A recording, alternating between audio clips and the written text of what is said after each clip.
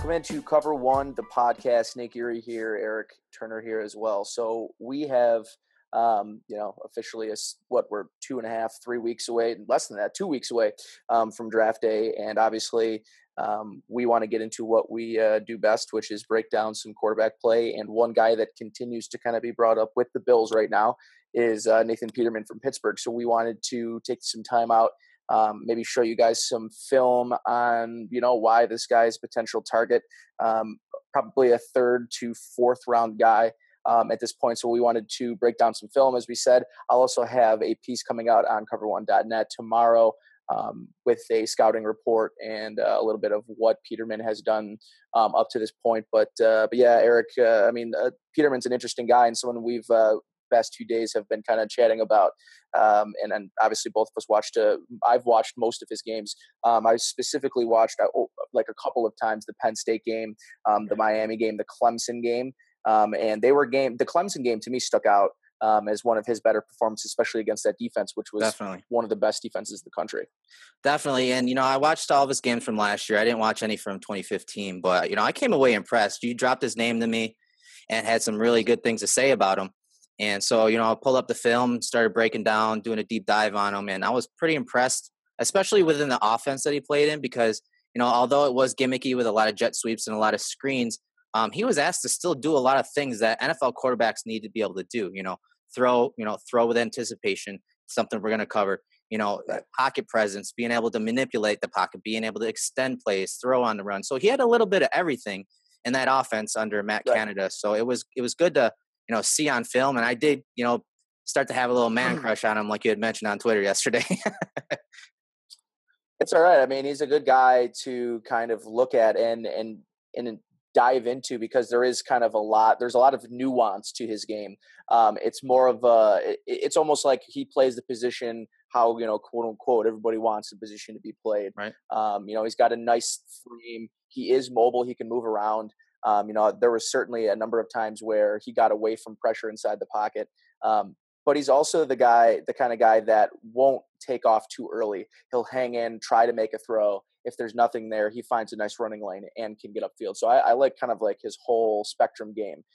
He really kind of is a complete package. He's not outstanding or elite at any of those things, but he's very good and certainly sufficient arm strength and everything else like that. Definitely. He's, he performed really well under pressure too, whether that was delivering the ball when, someone's breathing down his neck, or like you said, escaping the pocket, or just sliding just a little bit so that he can deliver and throw off platform if need be.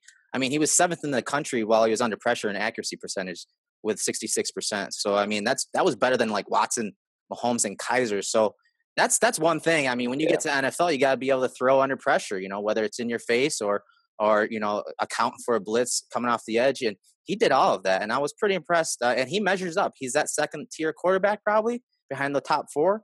But you know what? He has a lot of skills that are better than some of those top 4 quarterbacks. So it's going to be fun to kind of dive in and show the film here to the listeners and viewers.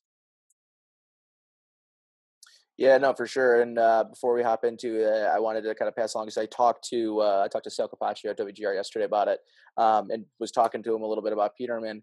And Sal's kind of under the impression that he feels Peterman is he's like the ideal backup quarterback in the NFL. I don't know that he can ever really be a top tier starter. But I'm certainly not going to put it past him. I mean, I've heard comparisons to this year's Dak Prescott and kind of all this other stuff. So he's certainly the quarterback in this draft who's most ready to step on the field come, July and August when there's training camp coming around. If he was forced into a situation, I can kind of compare him a little bit to Cody Kessler in that, where not a guy that was really kind of talked about as a starter in the league, but has at least emerged to me, Cody Kessler anyways, is a guy that deserves a shot this year in Cleveland. So he does. And I was surprised because I scouted Josh McCown and RG3 for the scouting academy, and I got to see some Cody Kessler in there, and I was pretty surprised at how well he operated. And honestly, I think the only reason he was kind of pulled was because of injury. So, and then they just started rotating quarterbacks, but he played pretty well, and I do see the comp there. And because Kessler, he could do a little bit of everything. I mean, he can manage if you need him to manage, and he can make every throw, for that matter, especially in a West Coast offense. So that's a very good comp by you on that one. Yeah, and it's an interesting situation there too because when you think about the two, now they're maybe not similar in size. Kessler is a little bit undersized. I think he's kind of one of those 6 foot guys. Where with Peterman, you're looking at more of a prototypical. I think he comps out in the NFL with maybe a little bit more of a economical version of. Um, oh, now I can't think of his name. Bortles, yeah, that's who I was thinking. Just with the Gotcha. size, Right, with the he size, has yeah. much cleaner mechanics, though. Much cleaner mechanics than Bortles. Definitely, yeah. I think with Peterman, he's just over 6'2", so yeah, he's a little bigger, 2 and a quarter. So yeah, he's a prototype quarterback, and a lot of people worry about his height because I think that 6'2" and change height is similar to Watson, but I mean, there's no doubt about it. When you turn on the film with Peterman, Yeah, he sees the field much better and uses the whole field too. yeah, no doubt about it. Let's hop in some film here. All right, let's do this. So what we're gonna do is just go through a bunch of his traits, what he's obviously what shows well on film, things that aren't his strengths, some of his weaknesses, and what we're gonna see Right. here. We're gonna start off with is his accuracy because he is one of the most accurate quarterbacks in the class. Nate, you able to see that? Yes, sir. All right, so we'll start off with his accuracy and touch, and you can see the ball is on the right hash, so he's thrown into the boundary, and that's something you saw a lot on film, right, Nate? Yeah, yeah, and it's one of those things too where he throws really well on that back shoulder, like you'll see. And it's one of those things where I think that's what the Bills' offense really lacked last year is the ability to beat one-on-one coverage, and how you do that is with back shoulder throws, and that's the kind of stuff that I think makes him a really very intriguing, at least for me, an intriguing prospect. Right, and that was a good throw into the boundary, and Matt Canada did a good job of using that boundary because one thing we'll touch upon later is his arm strength and velocity and how accuracy suffers when he does have to throw a little zip on it. So he knew that this one-step throw was going to be quick into the boundary. So having it was a shorter distance throw and it was an accurate throw. So that was a good play by the coordinator and good execution by the quarterback. So here's a pass from the Clemson game, Nate, and I like this play, and actually it goes incomplete, but kind of just goes to show how he can drop it in the bucket. I mean, from the middle of the field, that's a pretty deep throw, and he puts it where only his guy can get it. Unfortunately, his guy drops it, but a good bucket throw. And here's one I know you like. Yeah. Oh, yeah. This is one of my favorite ones. It's a really Yeah, nice and throw on and the what you sail like route. about this too And what you like about this too is he stays within the confines of the pocket and he delivers a throw behind the zone. And of course, it looks like a fairly easy throw and a pitch and catch in this situation, but it really goes down to their route combinations and how it kind of manipulates what the defense is running. And he gets right underneath that, kind of right behind the linebacker, right in front of the safety. And I think he was able to diagnose. But if you look, he maintains his pocket structure. He's not moving around. He's hitching 1 or 2 times, but he has very clean footwork. It reminds me of this kind of look. Almost reminds me of Peyton in the pocket. It's quick. It's a measured, and I just kind of like how clean this whole play is. I was very pleasantly surprised to see how often they ran play action from under center. And, his Yeah, fundamentals are really, I know. really good for out of the quarterbacks in this class. And he's comfortable with his back to the defense and finds the safety immediately after the play action fake. Again, clean footwork, like you had mentioned. You see his feet firing, really good technique there. So he's able to pull that trigger when he needs to. And then just Staying Right, he's staying balanced too, which is huge. Like if you look, his shoulders aren't dipping. He's not throwing. His shoulders not going up. You'll see sometimes though, when he in some of his weaknesses, when he does sail the ball, his shoulder does tend to point high. But he's level. He's on a table, and it's part of why that ball was so accurate. right. His accuracy off of play action was really good. And, he was one of the most accurate, players from play action and off these play fakes and rollouts. And here's another really good fake, set, and throw into a tight window. But you'll see the trajectory on this is just perfect because that second level defender, you'll Yeah. see him jump up and try to get a piece of it. He just gets it right up over the top of it and into a position where that receiver can make a play on it. one of my favorite things and what stuck out to me the most on film was his accuracy in the red zone. And I'm sure you probably saw the clip too, and I believe it was from Penn State where they were in the red zone, a similar play action. He gets a nice block from his running back on a free rusher, but he hits it on time and he hits it in between a really tight window of three defenders. And this play reminds me of that. Now he's not typically fitting this into a window, but he's putting it only where his receiver can catch it. And it was to me, and you were right, we were talking about number 85 kind of starting to stand out towards the end of the season. They really involved him a lot. But this is a great throw, especially when you're talking about working in tight quarters. Right. And right there, that's exactly where the ball has to be. Right. And he was the number one quarterback in the red zone, Nate.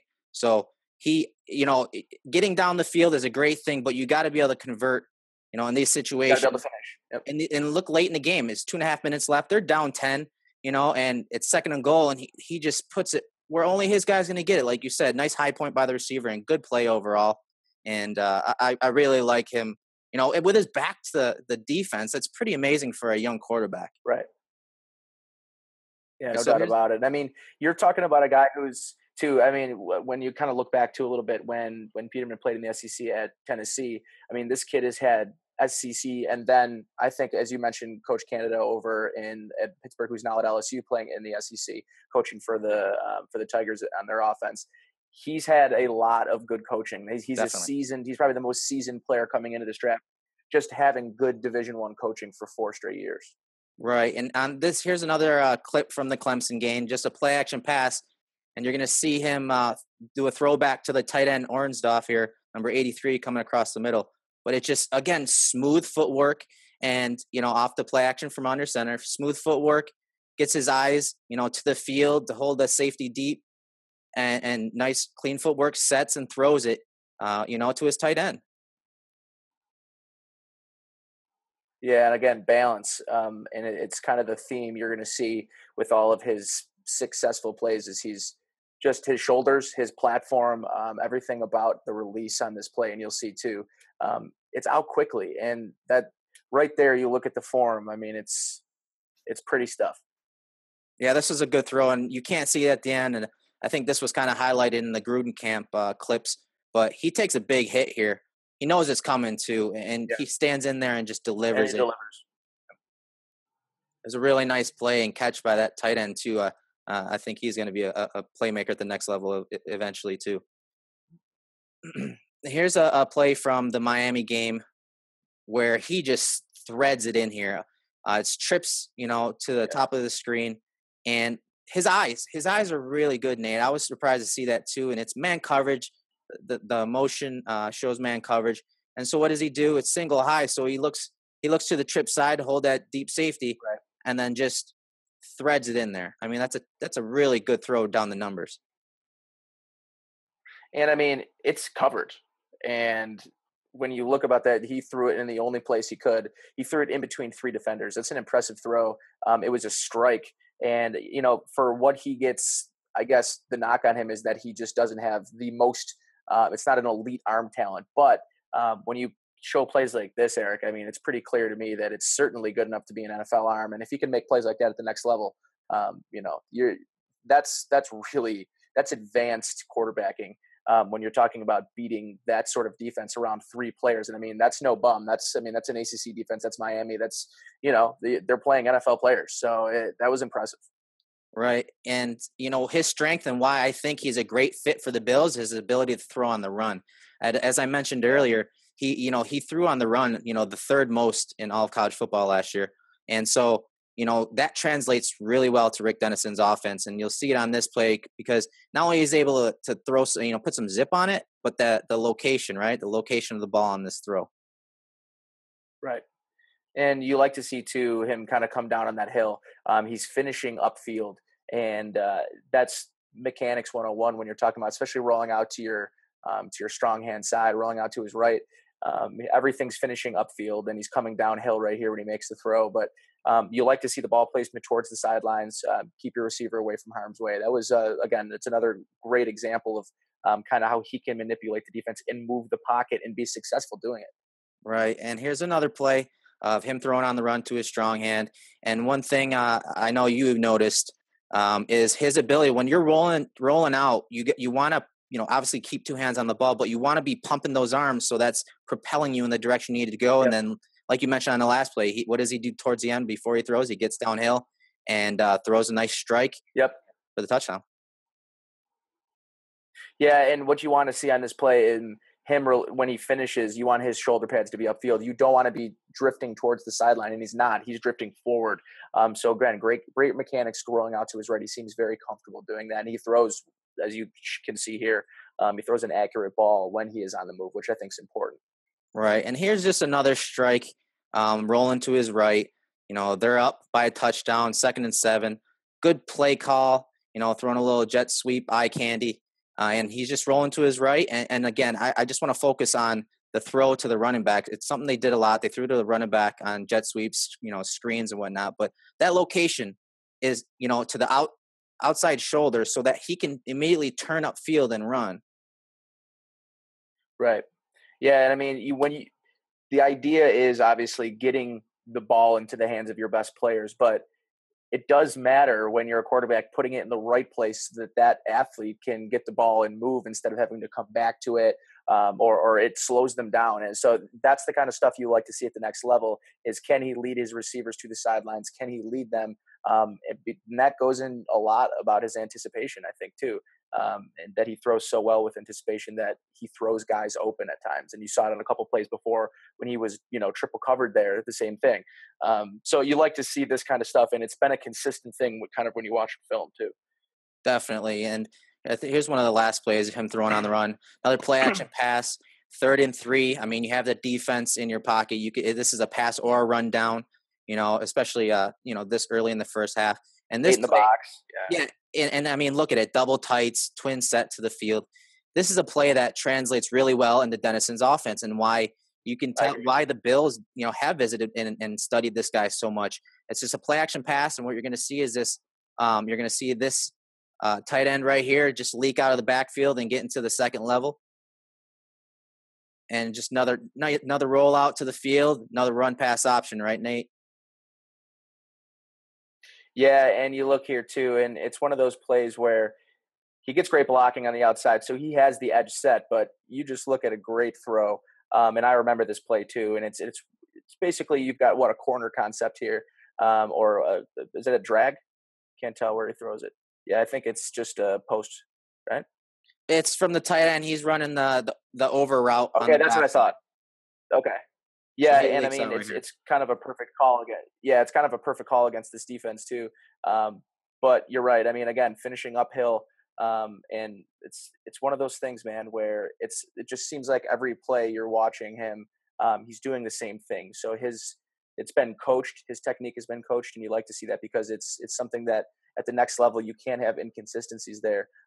That's how you become a consistent quarterback, is by having consistent mechanics. And so far, all these examples have been the same. It looks like a carbon copy of the next play. So those are good things to see when you're kind of evaluating a quarterback. Yes, and it translates for, Peterman and Dennison's offense. And this is the type of stuff you're going to see this year from Tyrod Taylor as a starter. You're going to see, the wide zone action here, the wide zone fake to the running back. And you're going to have those backside tight ends, creeping out and finding, areas in that intermediate, short to intermediate area. And the quarterback's got to be able to make this throw on the run. And he does it, not under much duress. But this is not an easy throw. I mean, this is a really tough throw. No, and it's not at all. You have to be really accurate. I mean, look at it's inches away from being blocked, honestly. Inches. Yeah, there is not a large margin of error here. And maybe in the NFL that might get batted down, but it's still a great play. I mean, he put it in the only position for that play to be successful. So that was another impressive play again on the run. Right. And his athleticism, I think, is kind of underrated. And this is a play that you loved. And if he needs to scramble on 3rd and 9, he can and make that play. That's really good mental toughness, knowing where the down and distance and where the chains and where he needs to go. Yeah, and it's all about his eyes on this play. He surveys the entire field. There's nothing open. And he realizes, though, that there's mostly man on the outside. There's nobody over the middle of the field. And if you look, the guy that's supposed to be spying the quarterback on this play decides that he's just going to get lost in the shuffle for some reason, which doesn't really make a lot of sense when you're talking on the defensive side of things. But he waits in there last second, kind of sees all of that mess inside and sees that there's a giant opening in the middle of the field. And again, it goes for his, again, you can kind of just see him go left to right. He's hanging right. He's hanging right. Nope, out. But at the same time, he's keeping his eyes downfield, and he is ready to make a throw if need be. Definitely. It was a good play, showing off his competitive toughness too and getting that first down. His athleticism is underrated, and, that comes out in very, different ways. But he's able to extend plays and show poise. On this play, you'll see another play action fake to the boundary, and he's out in the open field with the run pass option. And, it looks like he has both hands on the ball, but he's still in a throwing position, right, Nate? Yeah. Yeah, and that's key. You want to kind of be, especially on these run pass options, he's always ready for whatever play is going to be given to him. And right here, that's a perfect example of it. Right. He shows his poise here because there's no one open. There's absolutely no one open. There's no one in the under out by that fullback. The backside drag isn't open, and he just holds it to the last second because he's going to force this player that's on his running back to make a choice. Is he going to defend the quarterback in the open field, or is he going to continue defending this receiver? And you know what? He eventually holds it to the last second, and that guy uncovers, and he just throws a little jump pass to the running back. Yeah, it was really the only available play to him. It was an impressive play of what you said, poise. And you're right, he really put that linebacker in a tough spot. And now we're going to get into how well he scans the field and, makes decisions. Again, under center, little motion to help him kind of identify the coverage. And just look at the deep drop. This is something I loved that Matt Canada did. Play action, pulling guard, throwing a bunch of different reads at those linebackers. And you're going to see that what this does, this play action fake brings that second level up. And this is why Rick Dennison excites me as an offensive coordinator, Nate, because, having a quarterback under center, and we talked about this before when we've evaluated Tyrod, having the under center play action, just you get a different look from the defense. And these linebackers just want to rush up. And I mean, look at the opening behind them, Right. They're moving up 3 or 4 yards. The other guy's at the line of scrimmage right now. But, it's one of those things, you're right, the depth of his drops are, to me, it's one of the best and most consistent parts of his game. You're right. And he's away from trouble. He's able to scan the entire field back there, and he has the arm to be able to have a 9-yard drop. But, again, you're right. I love the depth of his drops.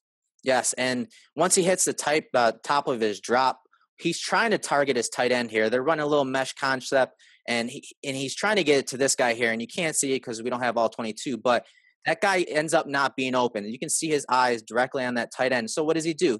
He's looking at this hook to curl linebacker to see if he can fit this fit the ball into the drag behind him. Well, guess what? That window is not open initially, so he just holds it, remains poised in the pocket, and throws it to an open area to that wide receiver. It's a really nice play of scanning the field. Yeah, it's one of those plays of maybe an example of letting a full play develop, especially against his own. And he's able to do that, though, because, well, first of all, he gets great blocking, but the depth of his drop allowed him to kind of move away from the line of scrimmage. I mean, if you look, North Carolina pushed the line of scrimmage almost 3 or 4 yards upfield, but it's already too late because he's taken that drop and he's got 5 yards in front of him before anyone gets there. So I think it's an important aspect of what makes him successful and this play successful. He's back there far enough to diagnose everything, and that's what you want to see. Right. And depth of drops, that's something that we've been talking about for many months now. But now back to the Miami game. Again, decision-making. Let me set this play up here because, all right, most of the people that are going to see this, they're going to say, hold on, this guy's wide open, right? This guy isn't eligible. He's actually an offensive lineman based on the set here. So he's not even eligible. This corner, it was thrown in there to make this corner jump it. And you know what he did to a certain extent? And all they're doing is running a little, smash concept behind him. And, it's a quick decision by him, Nate. He knows that he can't throw it to this boundary receiver. And he knows that this safety is up over the top to cover that, deep corner route. So look how quickly he comes off it, though. I mean, it's quick. Look at him scanning the field, Nate. Mm-hmm.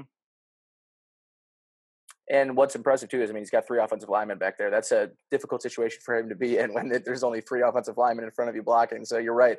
But for him to get off of that immediately, especially when it's the easier throw, it's the short side of the field. He comes all the way around the other side and finds that opening behind it. And it was an impressive play for him to diagnose and kind of break down. Definitely. So he extends a play. There's not much of a rush. They're trying to, confuse him in the secondary. It was only a 3-man rush, but he sees that the defensive lineman that is rushing and has contained does a spin move, and so he gets outside the pocket, but again squares up, gets downhill and delivers a pass down the sideline to his receiver. Yeah, and it's a good pass too. Definitely. And here's another good decision. It's him scanning the field. We'll set the play up. He's going to have this outside receiver just running the drag, tight end in the slot. It's going to run down the seam, and this running back is just going to leak out. And he's reading low to high. So he's reading this receiver and DB right there. And you can see he's completely covered, and the window is not going to be really there, especially with this linebacker kind of, shooting out, screaming to the flat. So, but his eyes are looking to the boundary. Again, they set him up to the boundary. His eyes are looking to the number one receiver. He's not open. So look, you see him check to the running back here, right, Nate? Yep. And what you like too on this play is his depth again allows everything to be in front of him. So it takes these guys 6, 7, 8 steps upfield before they're even at a depth to go after Peterman. And you like his mobility in the sense of pocket mobility and him kind of manipulating, moving around. But you're right. It's the peak. It's the eye movement. That's going to manipulate what the defense does. Definitely. So, I mean, the shallow cross isn't open. He doesn't want to just swing it to the running back quite yet, because that's probably going to, be picked up. And nothing down the seam to the tight end. So, it's a good decision by him. And he gets a little help by the ref here, kind of bumping off the Penn State defender, and just shows off his athleticism, gets upfield, and gets a big chunk of yardage.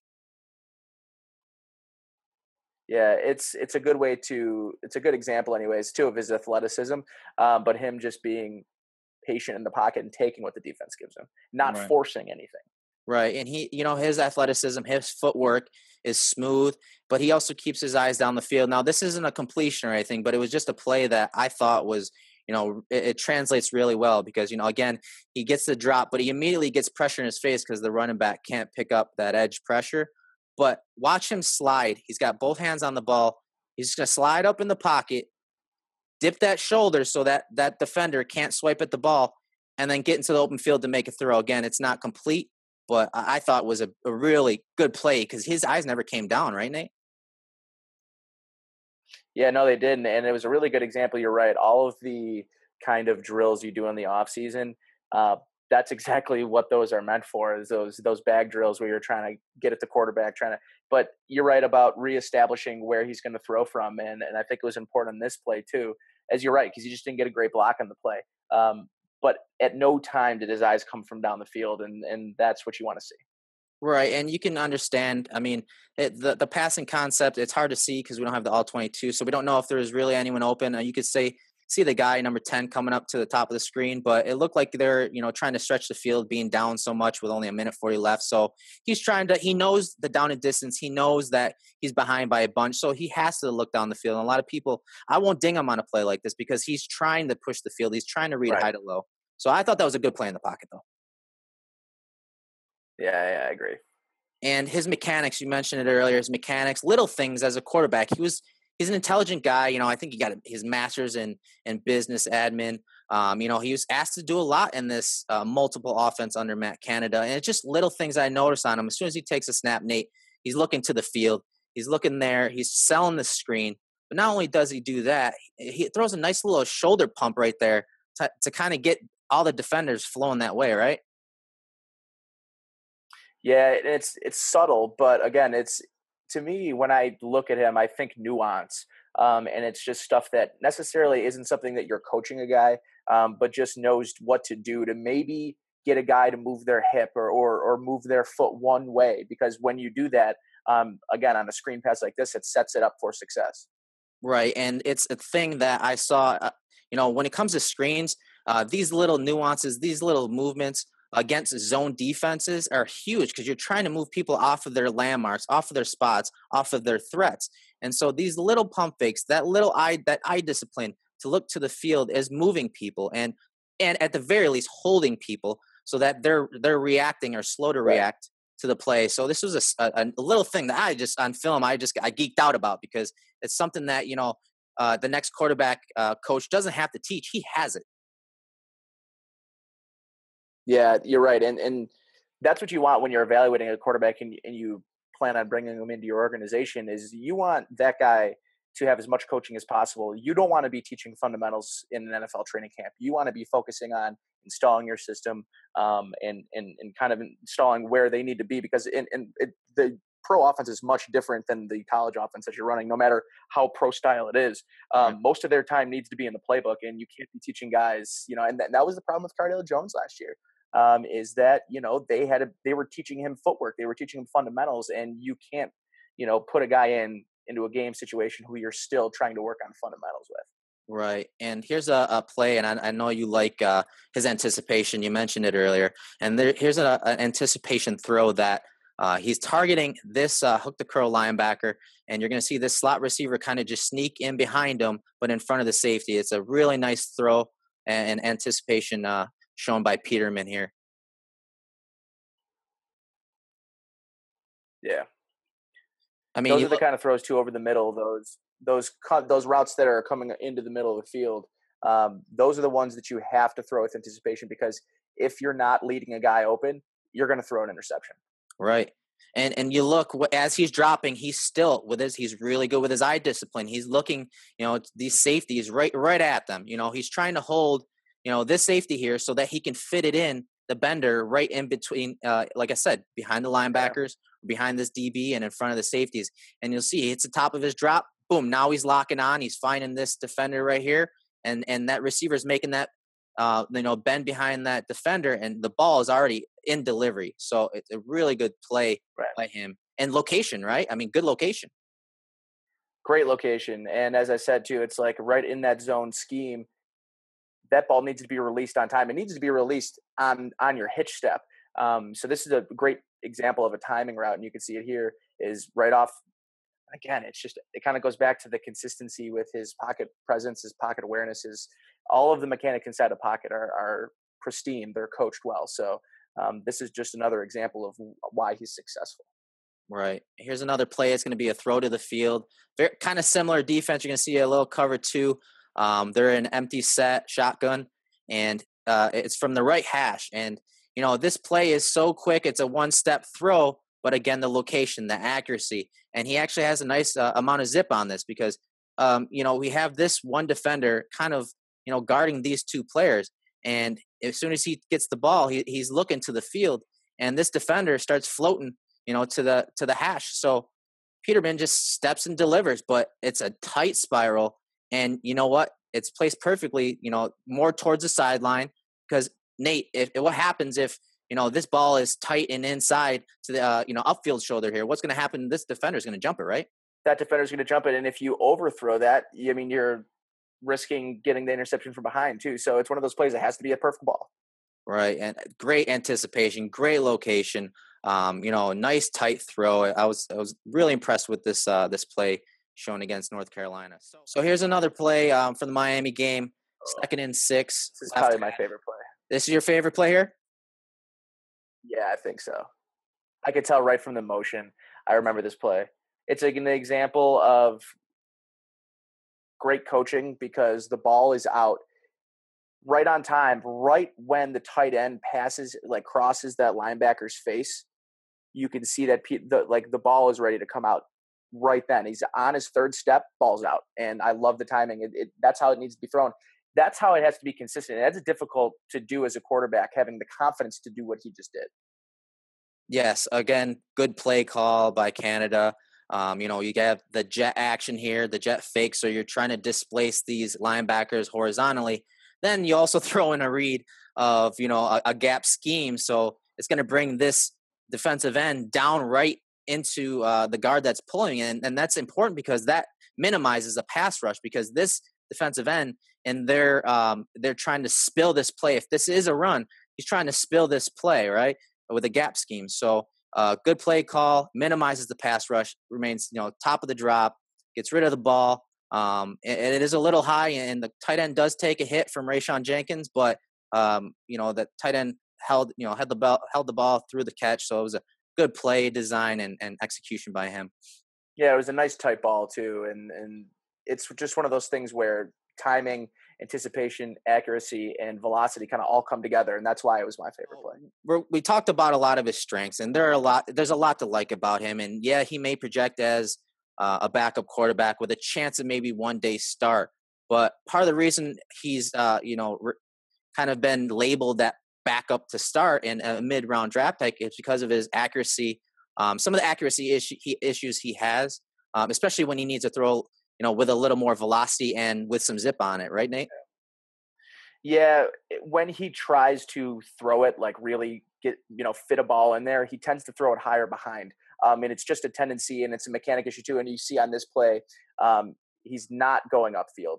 He is moving. He's kind of drifting out of the pocket, and then he's wide open. His hips are open to the field. So you want a little bit better mechanics in the pocket on this play.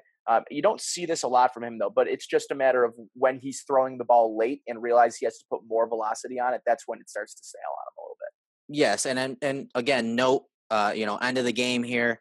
They're down, and I think this was that final drive that they, he took them down there, led them down there for the field goal to win. Yep. But throw from the right hash to the far sideline. This is an NFL throw, and you can see he does. He can get it there, but the arc on it's a little too much. The trajectory is a little off. I mean, this is a tight window throw, but you want it's late. It's a late throw. Late. Yep. When he needs a throw, put some velocity on it, his accuracy suffers. And this one is just, that's a gimme.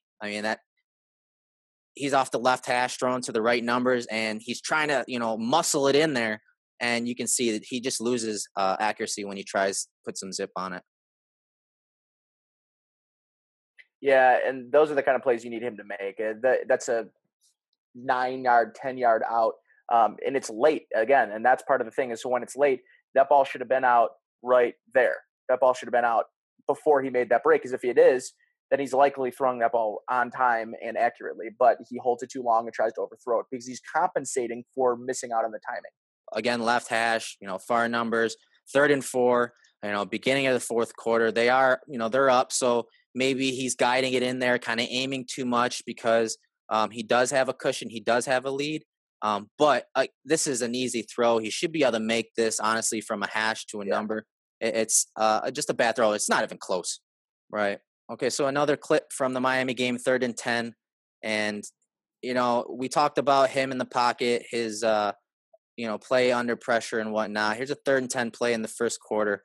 They are down 7. And I know this was one of the plays that you pointed out that you had an issue with. What you got on it?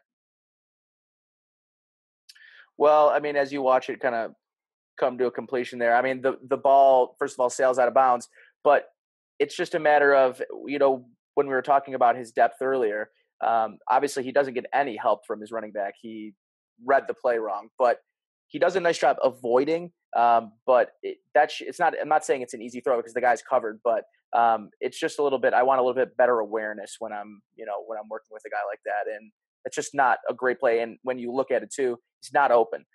So it's one of those plays where it's dangerous because you could throw an interception, but at this point he's kind of under duress. There's not a lot you can do, but I thought it was just an example of him being maybe a little panicky and making, I think, a questionable decision.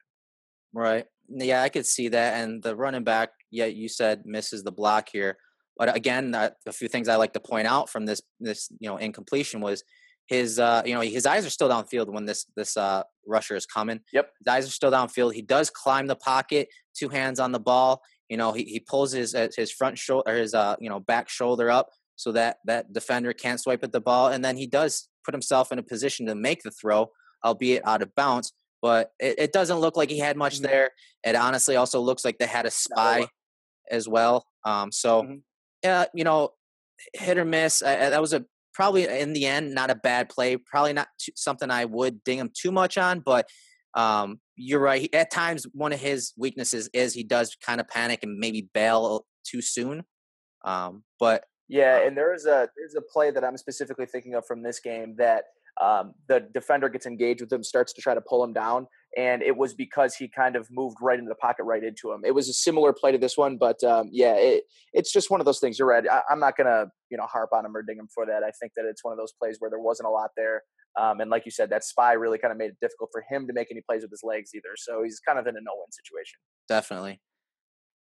So another throw on the run, and you know, it just sails high again. You know, he's trying to on second 9, he's trying to get some zip on it, and it gets away from him. Another you know another play where he just lets it go a little too high.